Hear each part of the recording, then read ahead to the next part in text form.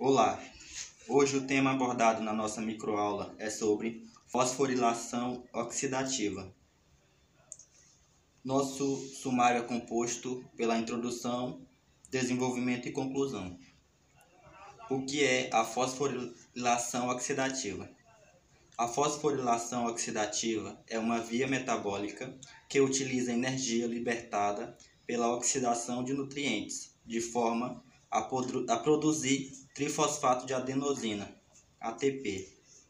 A fosforilação oxidativa é o nome de um dos processos que ocorrem nas mitocôndrias durante a respiração celular.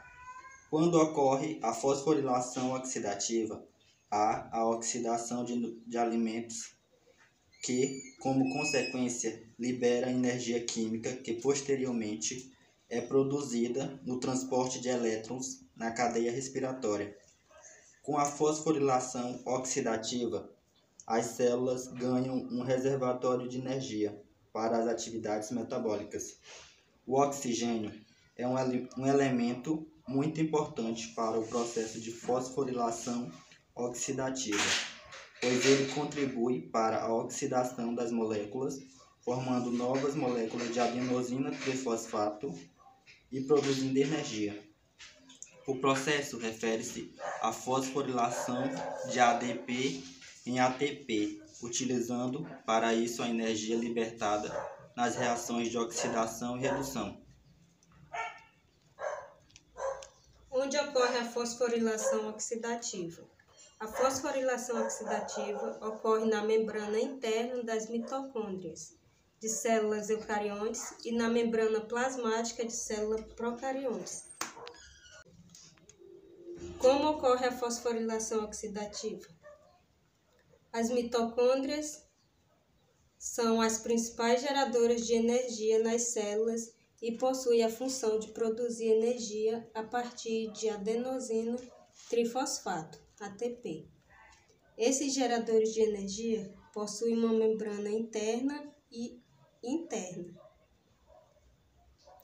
A externa é permeável e contém diversas enzimas, incluindo acetil-CoA, sintase, e a glicerolfosfato, aciltransferase. A membrana interna tem permeabilidade seletiva, que inclui o fosfolipídio, cardiolipina, as enzimas da cadeia respiratória, a ATP sintase e transportadoras de membrana.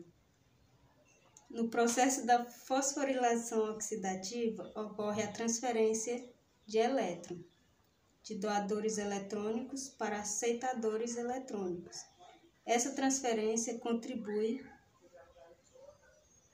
constitui as relações de oxidação que possibilitam o processo de liberação de energia biologicamente aproveitável para a biossíntese de ATP. Relação da respiração celular com a fosforilação oxidativa. A fosforilação oxidativa é o nome de um dos processos que ocorre nas mitocôndrias durante a respiração celular. Os outros processos são a glicólise e o ciclo de Krebs. Por respiração celular, entende-se que é o processo de troca de ligações químicas para o ganho de energias que poderão ser utilizadas pelos seres vivos. Na respiração celular, ocorre a liberação de dióxido de carbono, energia e água, além do consumo de oxigênio e uma substância orgânica. A respiração celular é o ciclo que permite a realização da fosforilação oxidativa, pois possibilita que as moléculas orgânicas sejam oxidadas para que haja a produção de ATP. Apesar de a fosforilação oxidativa ser importante para o metabolismo, ela produz superóxidos e peróxido de hidrogênio, que são espécies reativas de oxigênio. Com isso, induz a disseminação de radicais livres e com consequências danifica componentes celulares, como proteínas e lipídios de membrana. Com essa danificação, contribui para o processo de envelhecimento celular e patologias. Cadeia de transporte de elétrons. A cadeia transportadora de elétrons é um grupo de proteínas e moléculas orgânicas inserida na membrana. A maior parte delas organizada em 4 grandes complexos, numerados de 1 a 4. Em eucariotes, muitos exemplares dessas moléculas são encontradas na membrana mitocondrial interna e em procariotes. Os componentes da cadeia transportadora de elétrons são encontrados na membrana plasmática. Os elétrons, ao passarem pela cadeia, passam de um nível mais alto de energia para outros, mais baixo, movendo-se de moléculas menos havidas por elétrons para moléculas mais havidas. Libera-se energia nessa transferência descendente de elétrons e muitos dos complexos de proteínas utilizam a energia para bombear prótons da matriz mitocondrial para o espaço intermembranar, formando um gradiente de prótons. Todos os elétrons que entram na cadeia de transporte das moléculas de NADH e FADH, produzidos durante os primeiros estágios da respiração celular, glicólise, oxidação do piruvato e do ciclo do ácido cítrico. O NADH é um bom doador de elétrons em reações redox, ou seja, seus elétrons estão em um alto nível de energia. Portanto, ele pode transferir seus elétrons diretamente para o complexo 1, voltando a ser NAD+, conforme os elétrons percorrem o complexo. Usa essa energia para bombear prótons da matriz para o espaço intermembranar.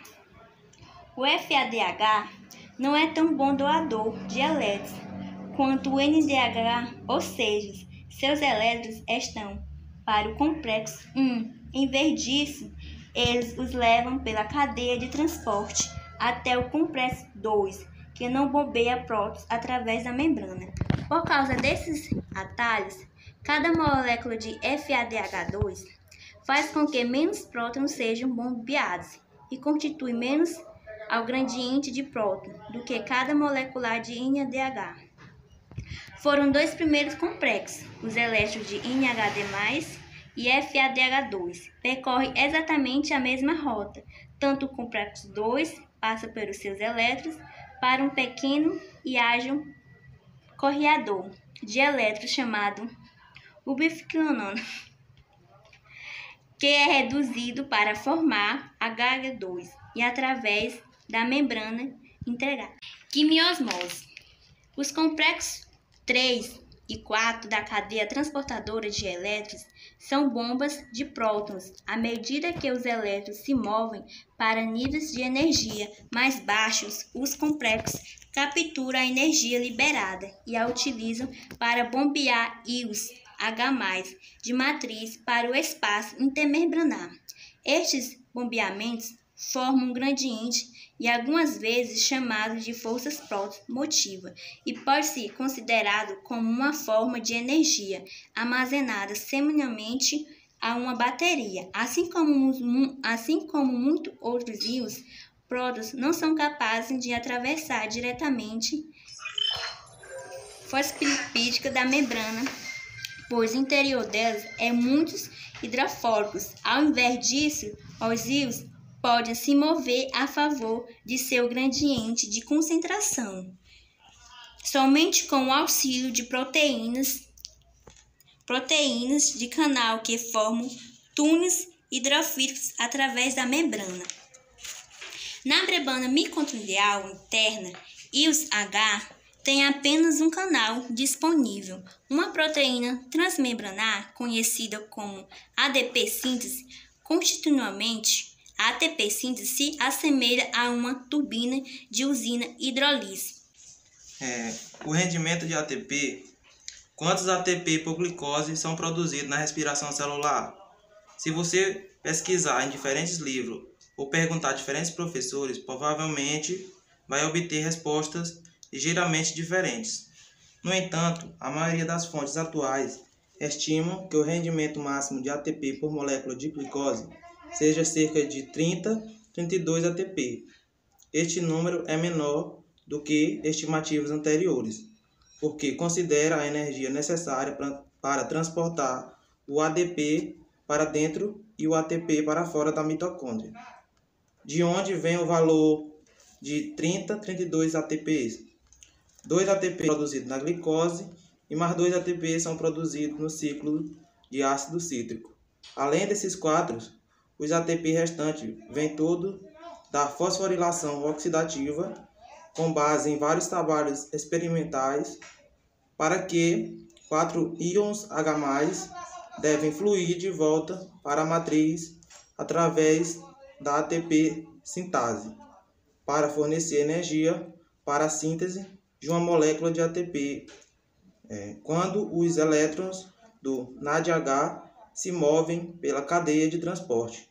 Cerca de 10 íons mais são bombeados da matriz para o espaço intermembranar.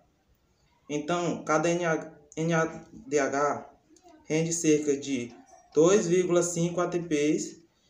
Os elétrons do FADH2, que entram na cadeia posteriormente, impulsionam o bombeamento de apenas 6H+, resultando na produção de cerca de 1,5 ATP.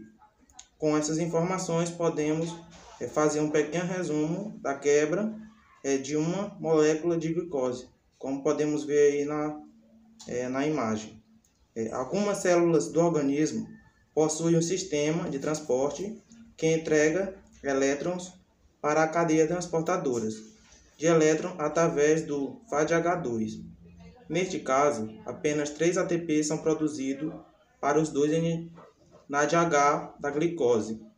Outras células do organismo possuem um sistema de transporte que entrega elétron via NADH, resultando na produção de 5 ATPs.